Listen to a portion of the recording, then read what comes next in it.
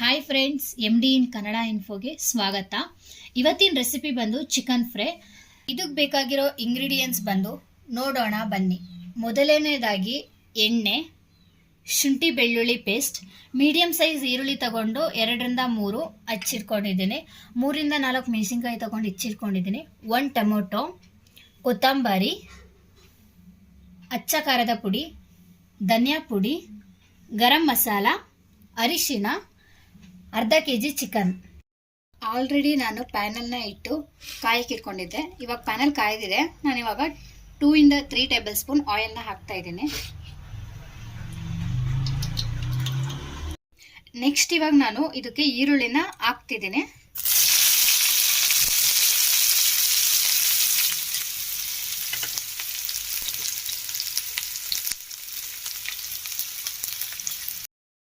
ನೋಡಿ, ಇವಾಗ ಇದು ಈರುಳ್ಳಿ ಕಂದು ಬಣ್ಣಕ್ಕೆ ತಿರುಗಿದೆ. ಇವಾಗ ನೆಕ್ಸ್ಟ್ ನಾನು ಶುಂಠಿ ಬೆಳ್ಳುಳ್ಳಿ ಪೇಸ್ಟ್ನ ಹಾಕ್ತಾ ಇದ್ದೀನಿ.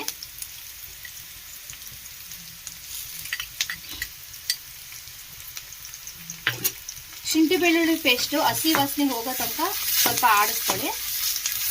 ಅದಾದ್ಮೇಲೆ ನೆಕ್ಸ್ಟ್ ಮೆಣಸಿನ್ಕಾಯಿನ ಹಾಕೋಬೇಕು.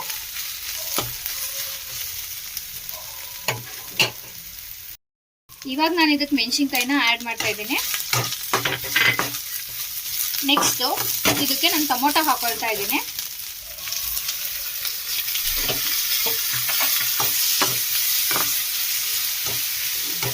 ಟೊಮೊಟೊ ಸ್ವಲ್ಪ ಹಸಿ ವಾಸನೆ ಹೋಗಬೇಕು. ಸ್ವಲ್ಪ ಸ್ಮ್ಯಾಶ್ ರೀತಿ ಆದರೆ ಚೆನ್ನಾಗಿ ಬರುತ್ತೆ.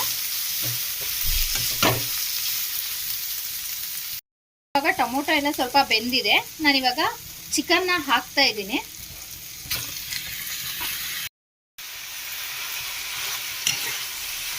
ಇದು ಸ್ವಲ್ಪ ಚಿಕನ್ ಹಾಕಿದ್ಮೇಲೆ ಸ್ವಲ್ಪ ಈ ಥರ ತಿರುಗಿಸ್ಕೊಳ್ಳಿ. ಅದಾದಮೇಲೆ ನೆಕ್ಸ್ಟು ಗರಂ ಮಸಾಲ ಹಾಕ್ಕೊಳ್ತಿದ್ದೀನಿ.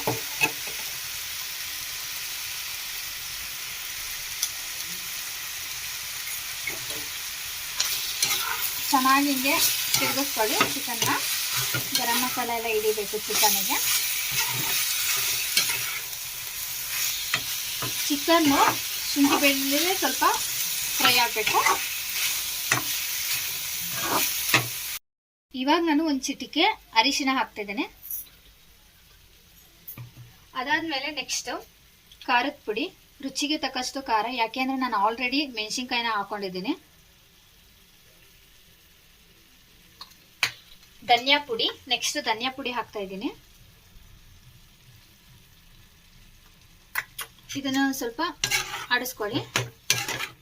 ಅದಾದ್ಮೇಲೆ ನೆಕ್ಸ್ಟ್ ನಾನು ಚಿಕನ್ ಮಸಾಲ ಹಾಕ್ತೀನಿ.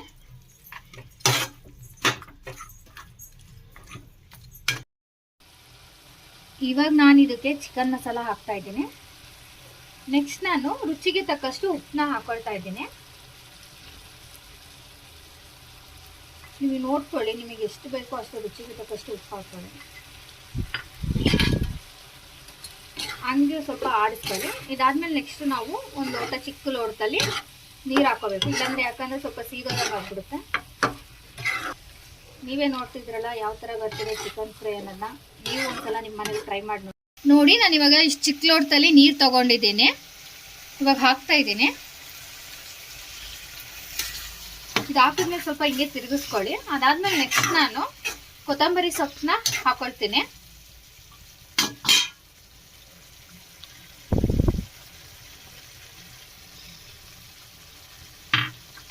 ಅನ್ನಕ್ಕೆ, ಚಪಾತಿಗೆ, ದೋಸೆಗೆ ಎಲ್ಲದಕ್ಕೂ ಚೆನ್ನಾಗಿರುತ್ತೆ. ನೀವು ಒಂದ್ಸಲ ನಿಮ್ಮ ಮನೇಲಿ ಟ್ರೈ ಮಾಡಿ. ಹೇಗೆ ಬರುತ್ತೆ ಅನ್ನೋದನ್ನ ಕಮೆಂಟ್ ಬಾಕ್ಸ್ನಲ್ಲಿ ತಿಳಿಸಿ. ನೀವೇ ನೋಡ್ತಿದ್ದೀರಾ ಎಷ್ಟು ಚೆನ್ನಾಗಿ ಬಂದಿದೆ ಅಂತ.